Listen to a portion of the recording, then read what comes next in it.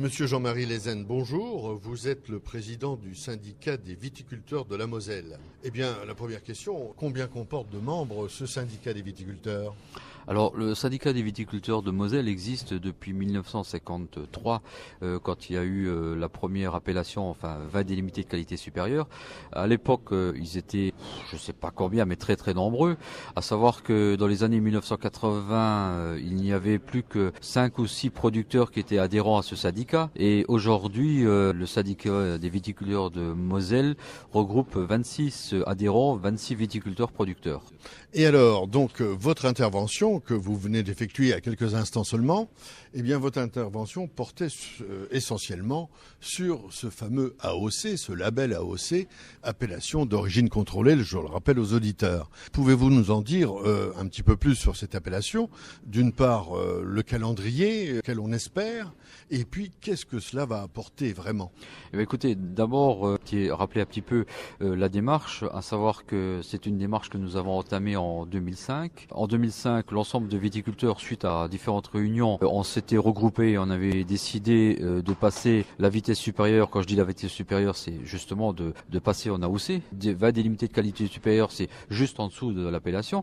Et on voulait rejoindre la Cour des Grands. C'est comme ça qu'on a interprété à ce moment-là le défi qu'on s'était lancé. Et l'année suivante, en 2006, on a appris que les vins délimité de qualité supérieure, cette appellation allait disparaître du paysage français. Bon, nous étions déjà engagés dans cette démarche et on a poursuivi, et à savoir que généralement une démarche d'accession en AOC, ça met 10-15 ans pour aboutir, voire plus. C'est ce qu'on a pu voir dans les autres appellations qui ont fait cette démarche. Aujourd'hui, la Moselle a donc démarré en 2005, fin 2005, et je pense que début 2010, nous devrions accéder à l'AOC. Fonctionnement de cette démarche. Nous avons d'abord travaillé sur le cahier des charges, bien sûr. Cahier des charges avec des moments douloureux pour l'ensemble des viticulteurs, parce qu'il faut baisser les rendements, il faut travailler sur la qualité, il faut faire des sacrifices, bien sûr. Et ensuite, le deuxième moment douloureux, c'est l'ère de délimitation.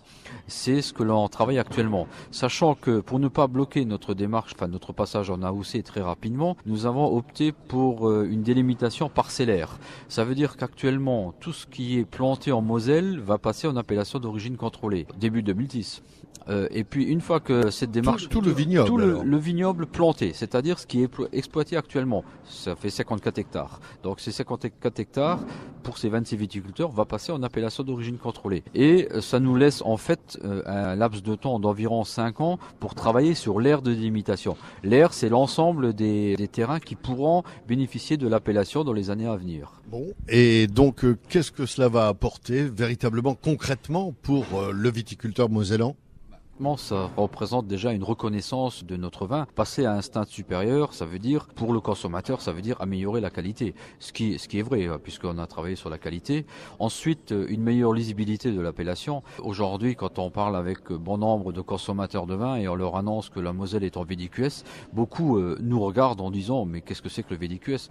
On connaît généralement les vins de table, on connaît les AOC, on connaît les vins de pays, mais les VDQS, très peu de gens les connaissent. Donc déjà, c'est passé au stade supérieur, donc avec une meilleure lisibilité, mais c'est aussi la notoriété du produit. Souvent, quand la première réflexion d'un consommateur, c'est je vais prendre un vin d'appellation d'origine contrôlée.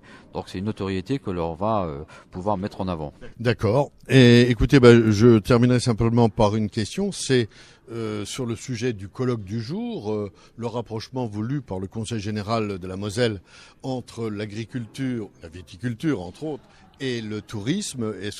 Quel est votre sentiment sur cette démarche ? C'est une démarche que moi personnellement, en tant que viticulteur, et je suis à la fois viticulteur et distillateur, c'est quelque chose que j'ai déjà mis en place depuis plus d'une vingtaine d'années. Quand j'ai repris l'exploitation de mes parents, on a tout de suite développé l'accueil du touriste à la maison, on a développé la vente directe à la cave, donc vente directe bien sûr aux touristes venant d'horizons différents, mais également aux touristes qui viennent de Moselle ou des pays tout à fait voisins. Donc c'est quelque chose qu'on a mis en place et qu'aujourd'hui, moi ça me semble tout à fait normal, parce que c'est quelque chose qu'on pratique depuis longtemps. Donc bien sûr, je pense qu'à un moment donné, on peut que l'approuver, voilà. Eh bien, monsieur Lezen, je vous remercie beaucoup. Merci.